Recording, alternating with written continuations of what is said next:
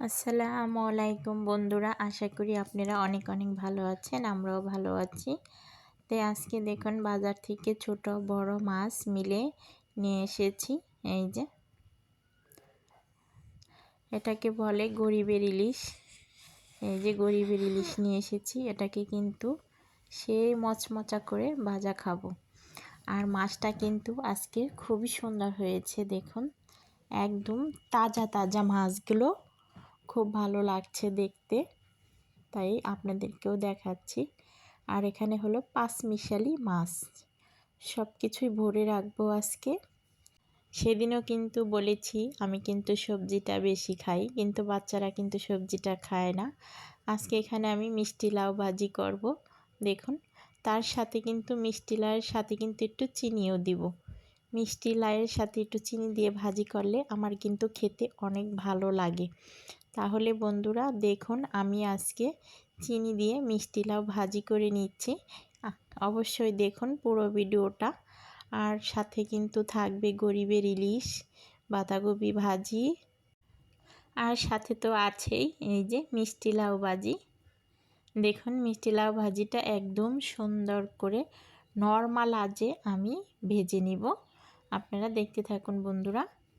অনেকেই তাড়াতাড়ি করে এই মিষ্টি লাউ ভাজিটাকে গালিয়ে ফেলায়, একদম ভর্তা ভর্তা হয়ে যায়। আমি কিন্তু সেভাবে করব না, ভাজিটা কিন্তু ভাজির মতোই হবে। দেখতে থাকুন। আজকে ঝরঝরা মিষ্টি লাউ ভাজি, সাথে থাকবে চিনি দিয়ে রান্না করা। চিনি দিয়ে রান্না করে নিব, আপনারা অবশ্যই দেখুন। অনেকেই কিন্তু বন্ধুরা মিষ্টি লাউ ভাজিতে চিনি দিয়ে খায়, আপনারা আবার অন্য কিছু মনে করেন না। এটা কিন্তু আমার ভালো লাগে দেখে আমি এখানে দিই।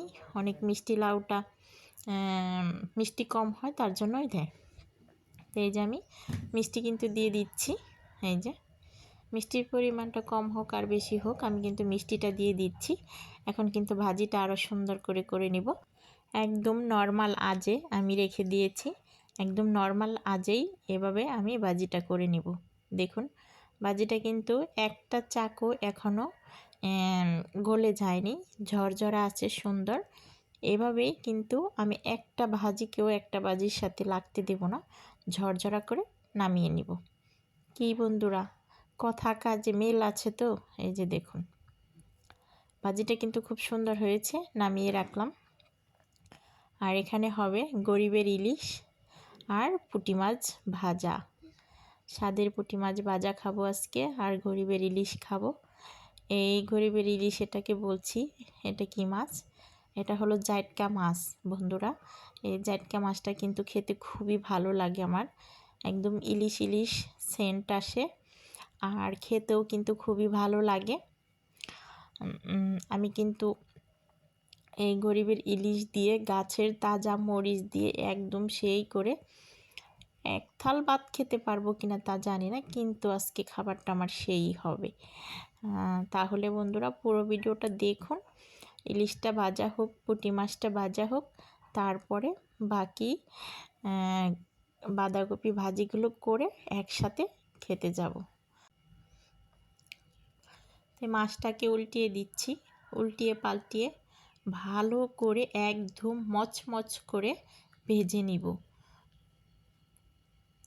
তো বন্ধুরা এ ফাঁকে চলুন একটু কাজ করে আসি, মাছটা মচমচে হতে থাক। এ ফাঁকে এই যে কাঁচামরিচ আর পেঁয়াজ এই যে ব্লেন্ড করে নিব। এই যে হয়ে গেছে, মাত্র মিনিটখানির কাজ হয়ে গেছে। এই বাঁধাকপি ভাজি, মাছ ভাজি, সাথে আছে মিষ্টি লাউ ভাজি, আর এই যে আজকের খাবার। বন্ধুরা বলুন তো কেমন হয়েছে? সেই গাছের তাজা কাঁচামরিচ, একটা গাজরের পিস, বাঁধাকপি ভাজি, আর মিষ্টি লাউ ভাজি, সাথে পুঁটি মাছ আর গরিবের ইলিশ। বিসমিল্লাহ। গাজরটা খেয়ে নিলাম একটু, আর হলো ইলিশ মাছ।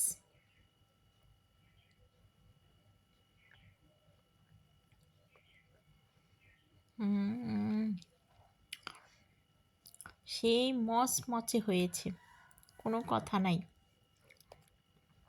ইলিশ কেউ বলবে ফাঁকে থাক। দেখুন এত মজা হয়েছে তা বলার মতো না বন্ধুরা, আমার খুবই ভালো লাগছে খেতে। আজকে দুপুরের লাঞ্চটা কেমন হয়েছে বন্ধুরা অবশ্যই কমেন্ট করে জানাবেন। আমার কিন্তু খেতে সেই ভালো লাগছে। আর আপনাদের কেমন লাগছে কার কাছে অবশ্যই কমেন্ট করে জানাবেন। আর সবাই অনেক অনেক ভালো থাকবেন, সুস্থ থাকবেন। আল্লাহ হাফেজ।